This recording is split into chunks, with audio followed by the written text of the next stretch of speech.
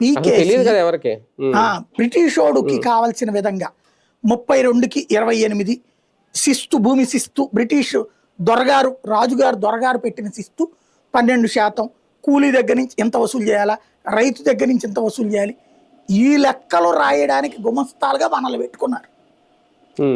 అలాంటి లెక్కలే మన పాఠ్య పుస్తకాల కిందకి మార్చేశారు.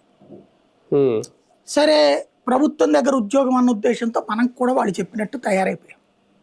అలాగ ప్రయత్నించారు. 1857 తర్వాత సిపాయిల తిరుగుబాటు తర్వాత మన మీద మెకాలే విద్యా విధానాన్ని విపరీతంగా రుద్దేశారు.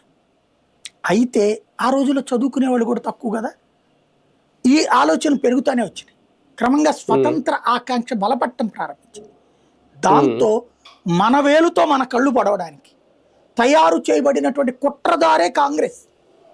1885 సంవత్సరంలో పెట్టబడిన కాంగ్రెస్ పార్టీ, మీకు తెలుసో తెలీదో, స్వతంత్రానికి ముందే పరిపాలన ప్రారంభించేది. అది స్వతంత్రానికి ముందే.